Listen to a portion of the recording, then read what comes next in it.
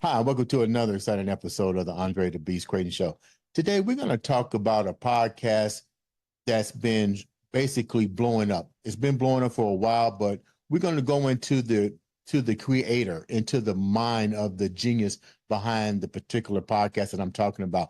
Don't worry about what you see behind them. We're going to talk about that backdrop in the whole 9 yards. Without further ado, I'd like to welcome to the Andre The Beast Crayton Show, the creator of Too Opinionated, Michael Walls. Michael, welcome to the show, big guy. Hey, Andre, thank you so much. Yeah, happy to be here. Great. You know what? Me and you've been talking off camera, and the first thing that came to my mind was I like the Incredible Hulk. I'm a Marvels fan, but I see all kind of things behind you. Before we get into that, tell the viewers a little bit about who you are before we get into all your creations. Well, so I think probably the best place to start. So back in the 90s, I ran a couple of comic book stores. That's how I put myself through college. And we were talking, I went to Marshall University. So I had a store that was literally across the street from the campus. It was awesome. Since then, the Marshall has bought that property. So that property doesn't even exist anymore as far as commercial property. But that's how we got started. 1996, Marvel goes bankrupt.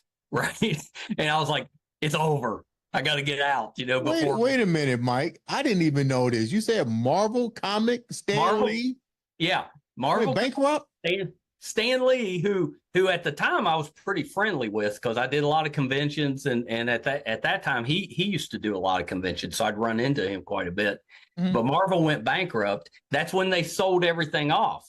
So the whole reason that you've got Sony and Fox and some of these, making kind of Spider-Man movies that don't have Spider-Man in it. That's why, because they went bankrupt, sold that stuff off.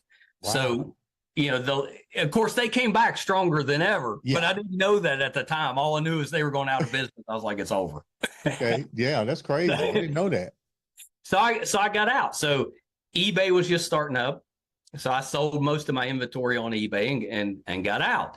Well, I had a son a couple years after that, and I always regretted not hanging on to the store for him, just to share that nerdiness that I love.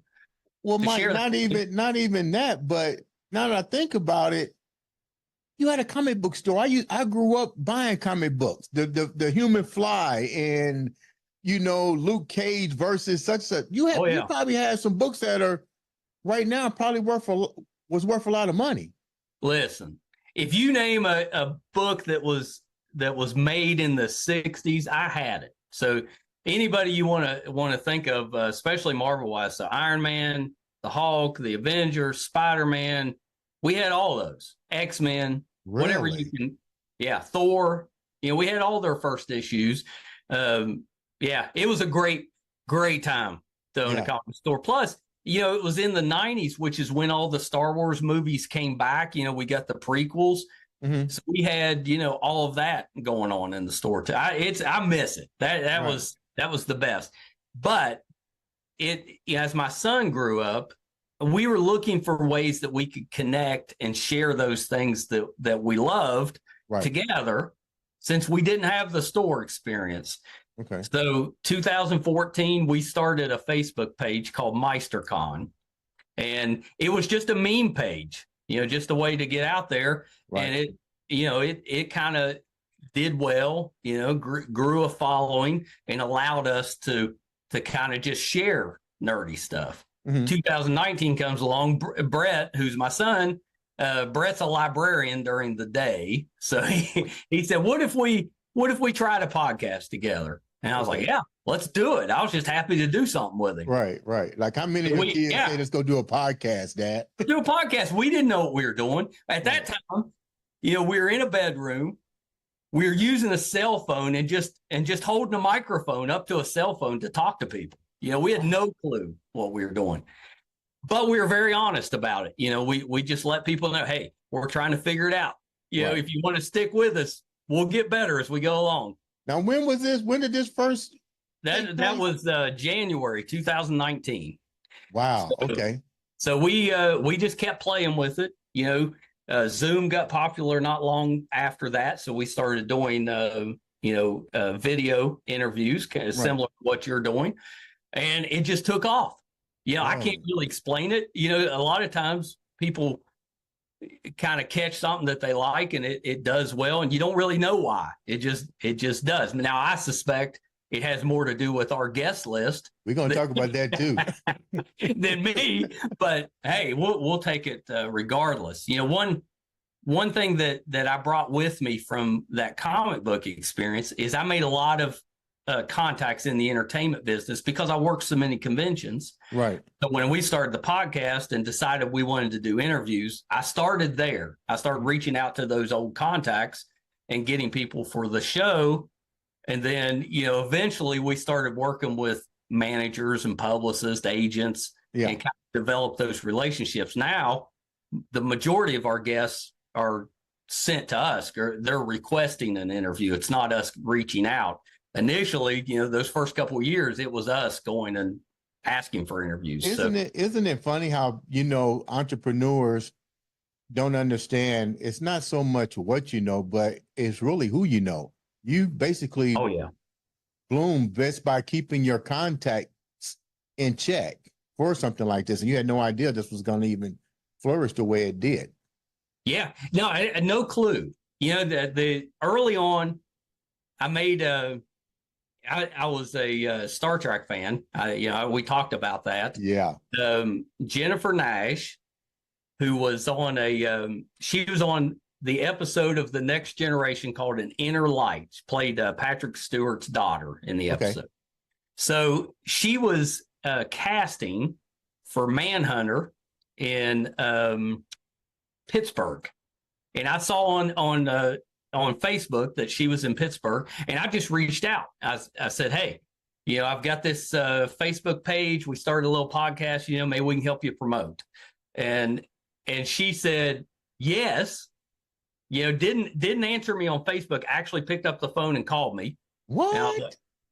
Picked up the phone and called me, and I'm like, yeah, we're in St. Albans, West Virginia, which is about a 3-hour drive from Pittsburgh. Right. So she said, well, I asked her, I was like, would you like to be a guest on the show? I said, you'll be our first guest. And she's like, yeah, of course. She said, I'll just drive down, from Pittsburgh. So, yeah.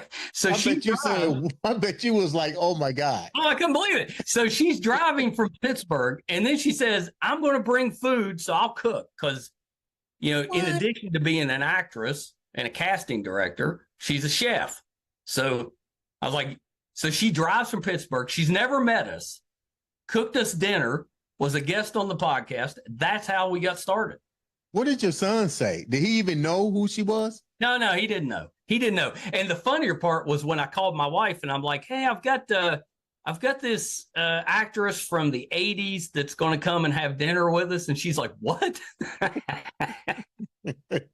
Now I do that stuff all the time. And now she's used to it. So she didn't even believe. But then when we were starting, she was like, what are you talking about? But, Jennifer and I became very good friends. We, we've produced some some podcast shows since then. And it's that start and kind of just developing that little relationship really helped us kind of develop the confidence to keep the show going. Because if we hadn't run into Jennifer, I'm not sure we'd have kept the show going, for this. But we did.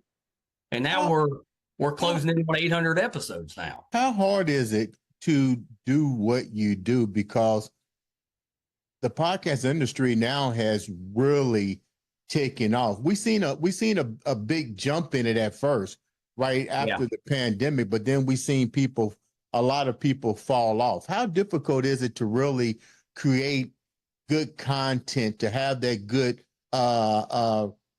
chemistry with your co-host, in your situation, your son, and have that connect? Because the ideal is to really have informative topic and conversation. And when you're talking about too opinionated, that's a great topic. That's a great topic and a great lead for any podcast. Yeah, it really is. It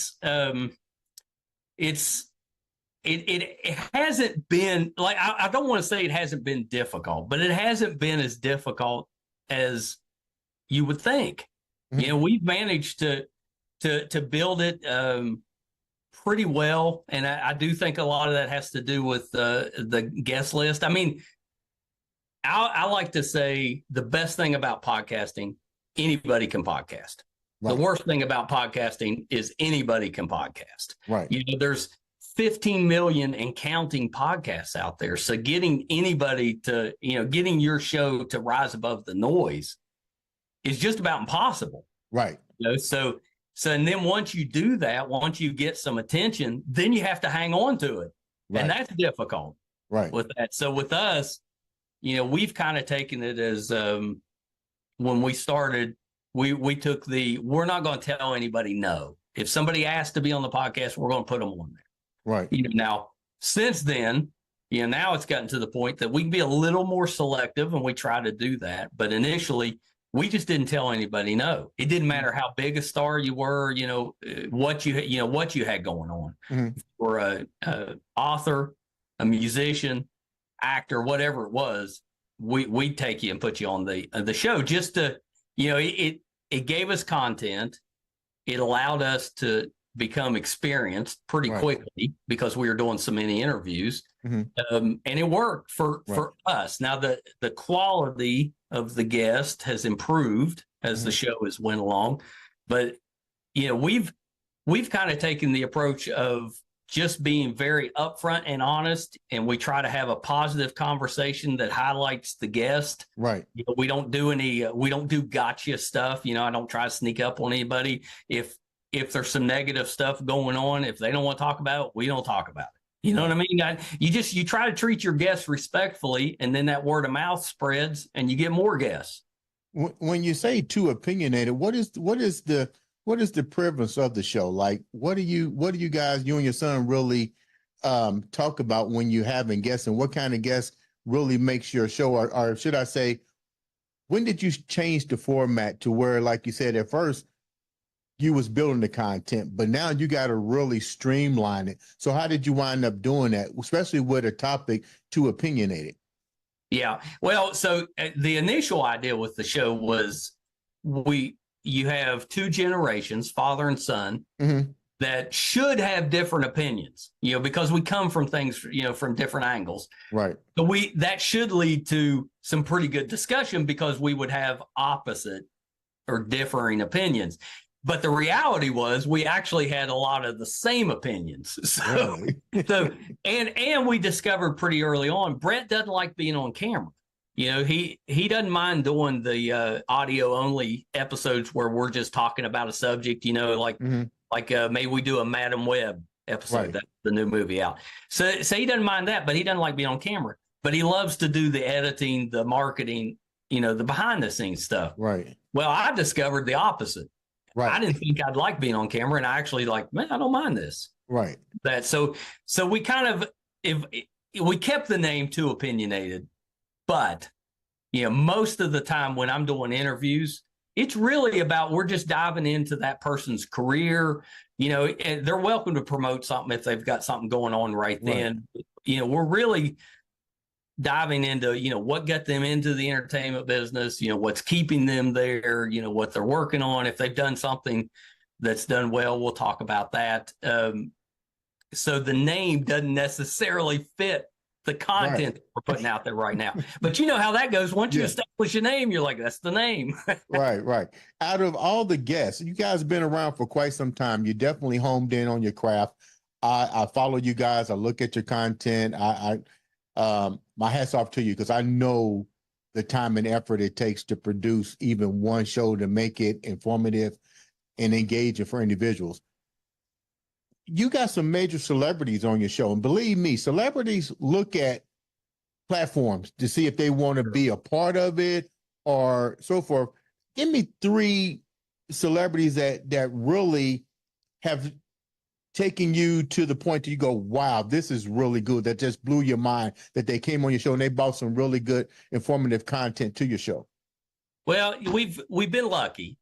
You know, when the contacts I had were mostly actors that were popular when I was growing up. Right. But, you know, so initially we had, you know, Sam Jones that played Flash Gordon. We had Lonnie Anderson from WKRP. I remember that. Yeah. Mark Singer, who was the Beastmaster, and was on V. We had him, Ed Asner was on. We really hit a lot of the big stars from that era that maybe aren't as popular today, or they're not acting as much today. So they had, they got a little bit more free time. So we were able to get those on. As we went along, we were kind of transitioning more to more modern day, people that are doing things right now. So we're talking to people that are promoting things, and that opened some doors for us. Right.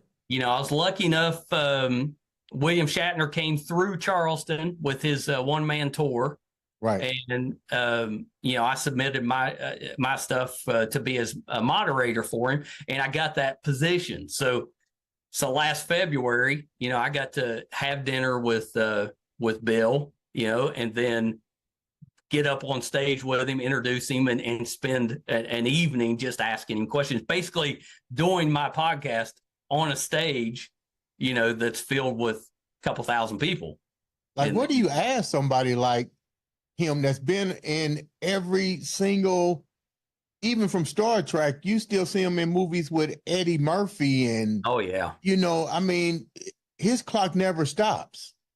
No, and I'll tell you, I was getting tired because we wrapped up that interview, we're on stage, but it was almost midnight. And after the interview, he met with fans for a couple of hours, signing autographs and taking pictures and stuff. And then we're like 2:00 in the morning. He drove himself to Fort Wayne, Indiana for his next show. So that's right up the street from here. That's right. Yeah, exactly. Yeah. So he left at 2:00 in the morning, drove to Fort Wayne, which was, I think, about a 4-hour drive.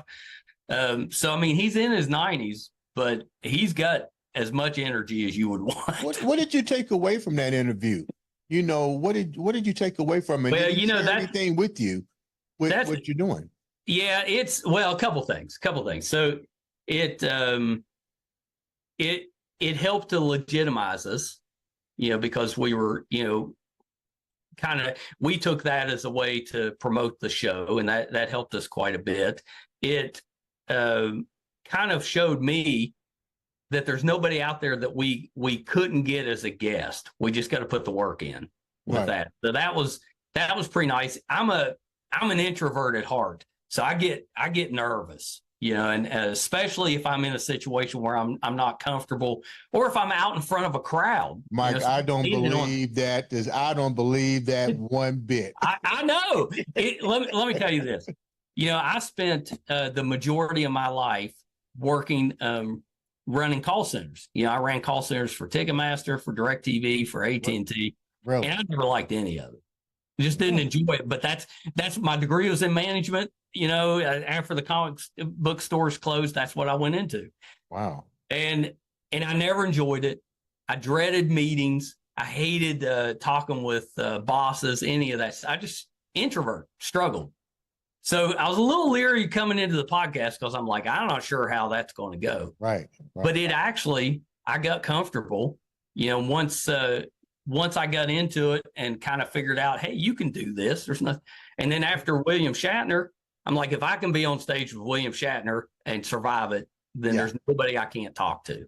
So it helped me that way, if that makes sense. What did William Shatner, did he even know the concept of a podcast? Because he's probably seen every type of entertainment field. Was he shocked with the podcast, or was he just like, what was his reaction to it? Well, so he's very up to date on technology, especially for like if you went and saw my parents, they have no clue about technology. I'm their technical expert, which is a terrible position to be in. But now William Shatner, he was pretty up to date with that stuff. He was pretty aware of anything that's on his social media. He does most of his tweeting himself. He handles that. Now I'll tell you, when we were having dinner, it's just the two of us. We're backstage having dinner, and he didn't talk about himself much. He wanted to know about the podcast. He was asking about my family, how I grew up, very personable. Really? As soon as he steps on stage, he's William Shatner. It's a Really? completely different persona. So he gets Wow. like he's this presence on stage, but backstage, he's just a guy, if that makes sense. Yeah, yeah, yeah. You share some other exciting things with me outside of the podcast. Yeah. You come from an area where legacy is deeply rooted. And let's talk about Marshall for a minute. When I think about Marshall, I think about the movie with Of course. Matthew McConaughey. I Yeah. also think about the greatest wide receiver that I know, Randy Yeah. Moss. I'm always gonna say I'm a Randy Moss fan, period, and I'm a Chad Pennington fan. But you grew up in that area. You know your store was across. What's it like in that area? Being a Marshall graduate is pretty great. It's a great university. I've got to see through my life it expand. We got to see it go up to Division I in football. We were Division II when I was in school in 1990. We won the Division II championship, and then moved up to Division I. Randy Moss was a big part of that. A lot of the reason that they were able to make that move was because they were so successful. That success, a big part of it, came from Randy. And the great thing with Randy was, we followed him in high school, and he was on a high school team, basketball team, with Jason Williams. Yeah, White Chocolate. White Chocolate. Yeah. They played in the same backcourt together. Really? And the other person on that team was Bobby Howard, who went on to Notre Dame to play football, and then went to play pro football. So they basically had 3 pro athletes on that high school team. Pretty incredible. Yeah. So the question about Marshall, I mean, since the movie came out, everybody knows about the tragedy. I mean, it was awful. I remember it growing up when I was just a kid. I was born in 1969. Tragedy happened in the early 70s. It was devastating. And you don't go to Marshall University and not know, be aware of that presence of that tragedy. But the great thing about Marshall is they haven't let the tragedy define them. They've defined themselves by how they reacted to the tragedy. Right. And we know that story, because we've seen the movie. That the football team came back. They were stronger than ever. Yeah. And they built from there. I remember Stan Parrish was the head coach the first time they got to 500 as a team back in the 80s. I remember that. And they built that and built that and built that until they were national champions. And then they moved up to the higher division. And they've been fairly successful there. Yeah, yeah.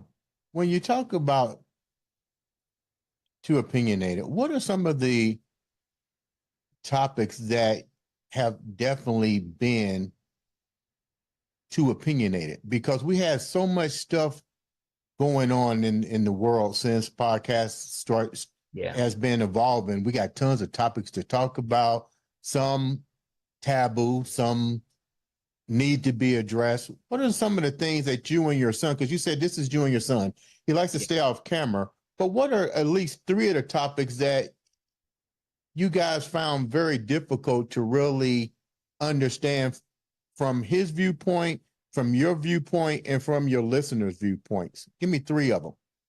Yeah. So for us, we like to call ourselves a pop culture podcast. Okay. So, we try, even despite the too opinionated name, we keep it pretty positive. Okay. So, we try to focus more on, we may have arguments, but they're not going to be over super serious stuff a lot of the time. It may be over, was the Darth Vader from the original trilogy a bigger threat than the Darth Vader from the prequels? It's nonsense stuff, just nerdy stuff talking about. But now on the, when we have guests on, we don't really censor them at all. If they want to talk about something, we'll let them talk about it. And we just try not to give we try not to overtalk them. You know, we want to put the emphasis on the guest. So number one on that list that's going to cause conflict is politics. You know, once you hit politics, it doesn't matter. It doesn't matter what your personal opinion is. I guarantee that there's going to be conflict with anybody you talk to. Right. It's just the way it is. Politics kind of breeds that conflict. So that's the first one. The second one is, it's a little tougher to define, but we do a lot of interviews outside the country. So a lot of Canadian, a lot of European countries we'll talk to. Well, their political situation's different from ours, right? But can be very, can be a tough situation with that. So we will run into conversations, heavy conversations about political situations in other countries. Right. So I would put that one probably as number 2 with. And then with Brett and I, you know, one of the things that has worked out for us is that our views on how we should be running the episodes of the podcast, right, are different. So with Brett, you know, he wants, like, if he had his druthers, he would take the episodes of me and him just talking about nerdy stuff. Those would be a podcast. The interviews would be a separate podcast. Right. You know, with me, I'm like, it's just one podcast. We just you count all of them. So you count those numbers up that way. But when we're on just two of us, we'll argue about that stuff all the time. You know, and I'm very detail oriented, kind of a note taker. He's very off the cuff, you know, kind of ad libs everything. That drives me crazy.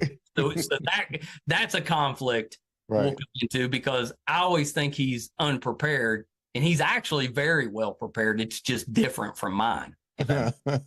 When you talk about your son, I see the joy in your eye, even though you wasn't able to have the comic book store anymore. You actually have started something different. How does that make you feel, that you still somewhat keeping that dream alive with father and son, but totally on a whole different spectrum, to where you guys are both respecting each other's generation, so to speak? Yeah, it's been great.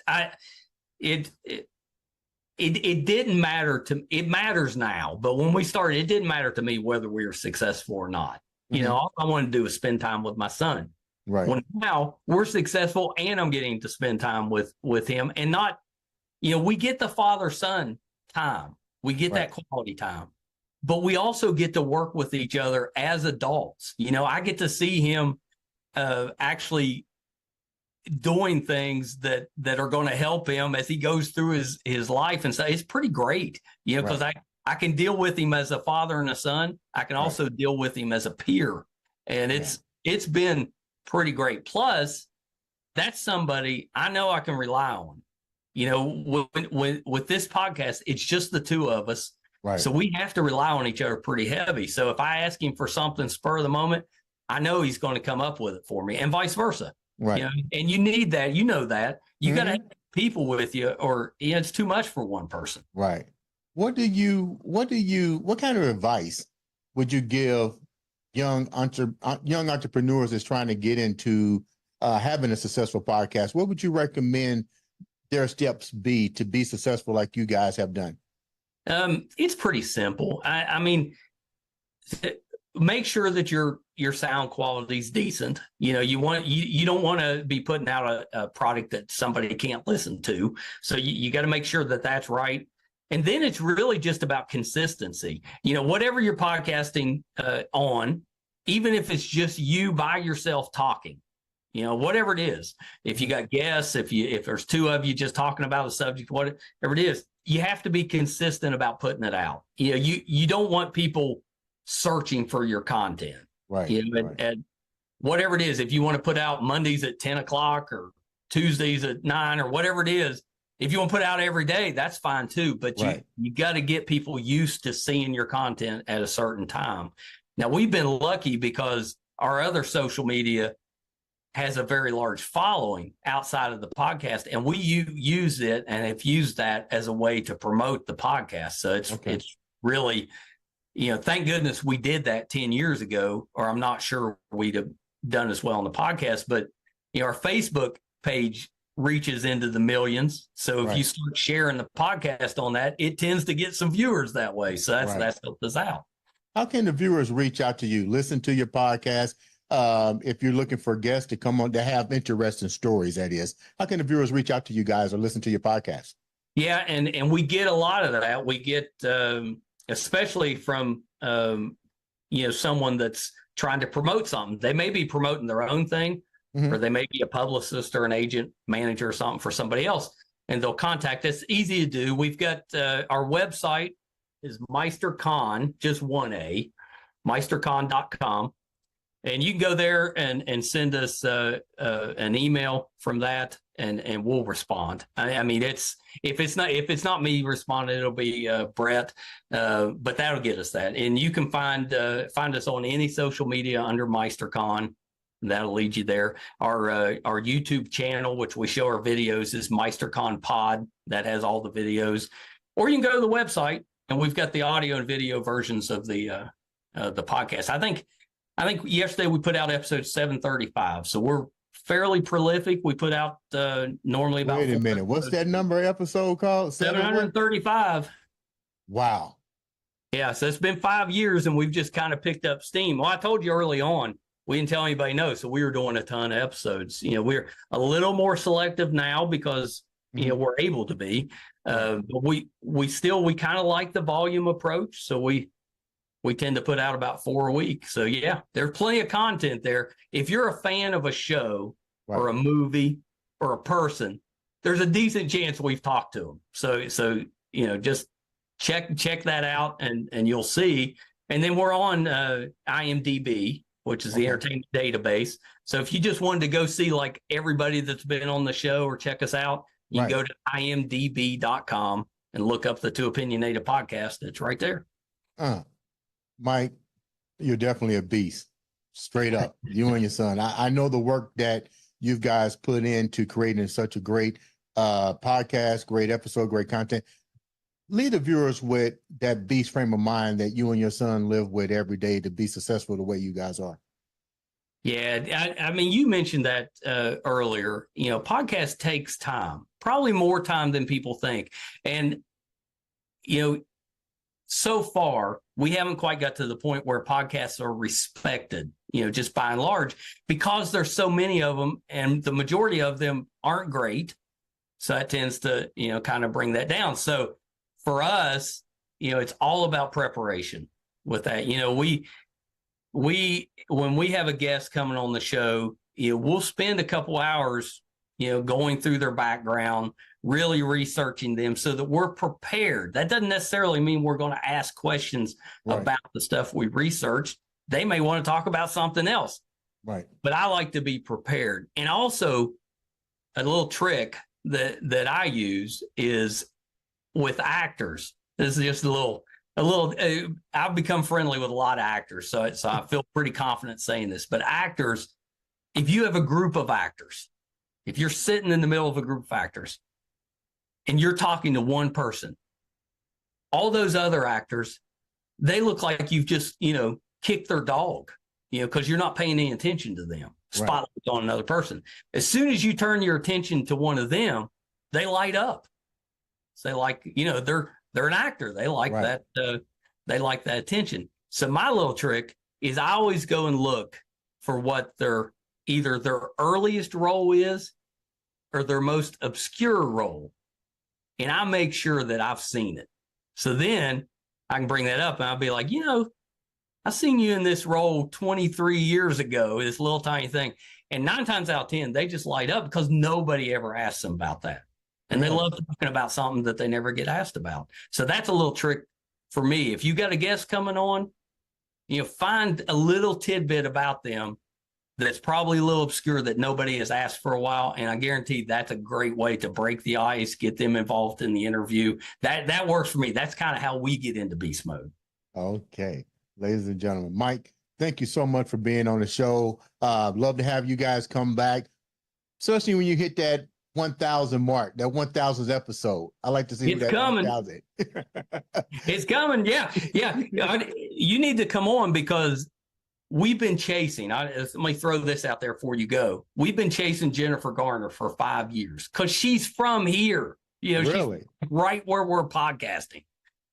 I haven't found her yet, but wouldn't she be a great 1,000th episode? I'll see what I can do on my end.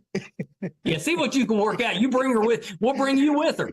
Yeah, ladies and gentlemen, this has been another exciting episode. Make sure you guys subscribe, like, and share, and go to Too Opinionated. Look at them, support. This is what it's all about: passing it on and making sure that we all become successful in this world where it's enough for everybody to be successful. Ladies and gentlemen, this has been another exciting episode of the Andre the Beast Crayton Show.